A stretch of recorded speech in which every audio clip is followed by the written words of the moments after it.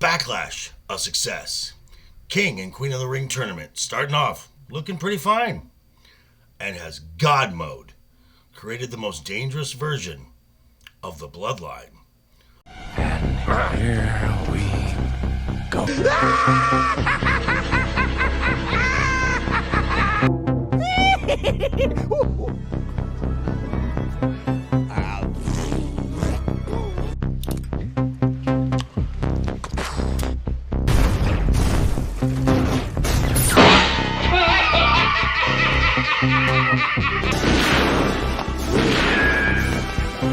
Is like gravity.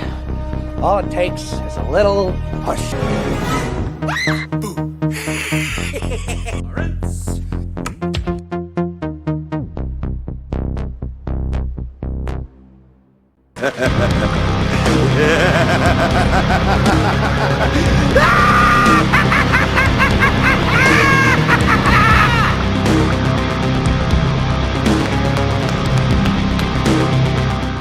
What's up, guys? How you doing? Welcome back to the channel. Glad you stopped by. And if you're brand new, welcome. Grab a seat and stay a while. But do me a couple favors first. Go down and hit that subscribe button.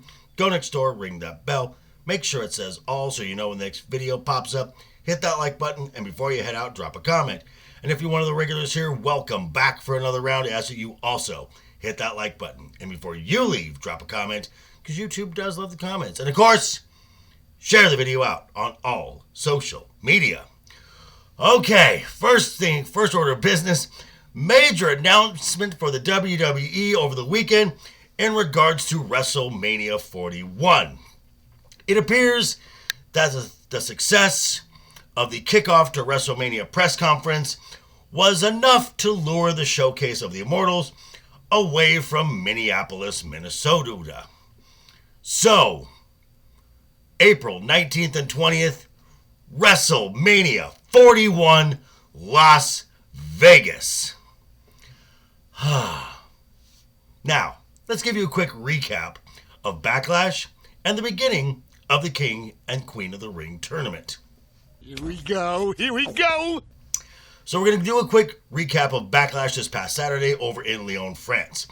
And question, after a historic WrestleMania, how do you take a B-tier premium live event right after you have your draft, giving no real spice to any storylines, and make it a success? Answer, you take it overseas to a country that has never had a visit from the WWE. Enter Lyon, France. Brilliant idea from WWE President Nick Khan. This man is a genius. A genius. Now, the event itself was fairly predictable. There were no championships that changed hands, unless you want to count the Botch Fest that was the Women's Tag Team Championship. The fans in attendance made every match exciting. I mean, this was maybe 12,000 people in the arena. It sounded like 50. And one of the highlights was at the start of the Damian Priest-Jey Uso match, Jey Uso's entrance. He comes in through the crowd, and Jey's entrance is hype already to start with. But these folks, when they're doing the bounce thing, they got their flashlights on their phones, so all of them are bouncing at the same time. Absolutely ridiculous. As far as the card went, Cody Rhodes, Damian Priest, and Bayley all retained their titles. Tiffany Stratton had a very strong showing and proves even more why she will eventually be the WWE Women's Champion. Now, the surprise of the entire night came in the first match with the appearance of Tonga Loa to align himself with Solo Sikoa's bloodline and with his brother, Tama Tonga. But we'll get back to that. Stay tuned for more. And now we're going to go to Hartford, Connecticut for Monday Night Raw. And, oh boy, what a difference a few days makes. The crowd at Hartford, let's say, seemed less enthusiastic than the rabid fans over in France. And as far as matches and shows go, That really makes a difference. I'm just saying. So Monday night began the King and Queen of the Ring tournament to culminate in Saudi Arabia in just over 2 weeks. So we had first round matches. First we had Jey Uso defeated Finn Balor, as Jey was a replacement for the still injured Drew McIntyre. The next match, the NXT call-up, the Mad Dragon, Ilya Dragunov, defeated Ricochet in probably what was the match of the night. In another banger, Gunther outlasted Sheamus in another classic of theirs that actually was the match that closed out the show.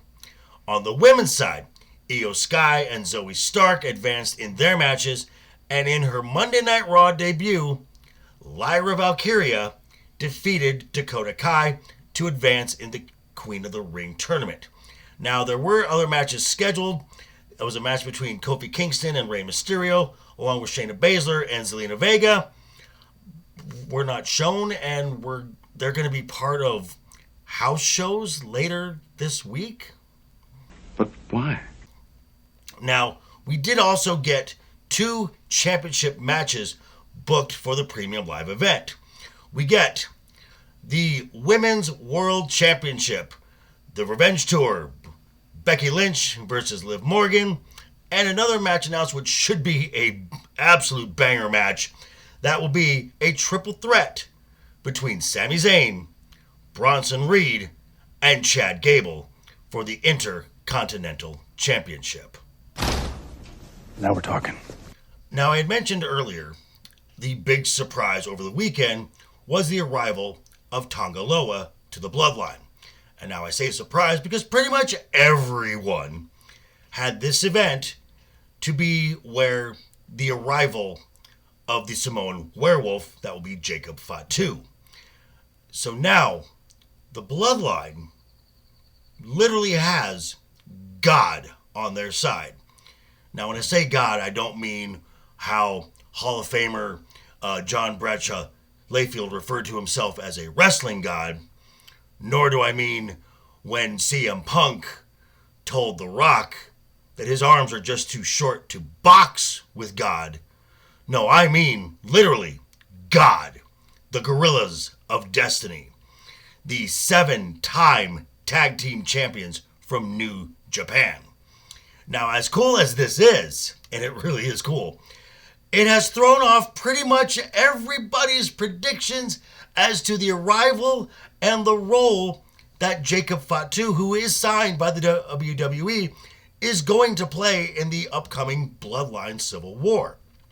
Now, I think, assuming all things are correct, as I and others have predicted, that The Rock is the one pulling the strings for Solo's rogue element here. And when the original Bloodline gets back together and they add Jacob Fatu, you have 2 Bloodline factions that are mirror images of each other. You have the established tag teams, the Gorillas of Destiny on one side, the Usos on the other. You got the massive enforcers, Solo Sikoa and Jacob Fatu. And then you have the bosses, the tribal chief, Roman Reigns, and the final boss, The Rock. Oh, how much fun is this going to be going into WrestleMania 41, Las Vegas? Yes! Yes! Yes! Yes! But these are just my thoughts. I'm going to turn it back over to you. Let me know what you think down below in the comments. Check me out tonight. We'll be discussing this and a lot of other stuff more in depth on 7 p.m. Pacific, simulcasting here as well. Wednesday night is overbooked. But yeah, thanks for stopping by, folks. Again, quick reminder before you head out the door, hit that subscribe button, ring that bell. If you liked the video, give it a thumbs up. If you didn't like the video, hey, thanks for sticking around this long. I appreciate that. I will see you guys all very soon. Hope you're having a great week. Have a great rest of the week ahead of you. And always have fun. Hashtag keep talking. And always keep that smile on your face. Toodles. I'd say you better subscribe or right?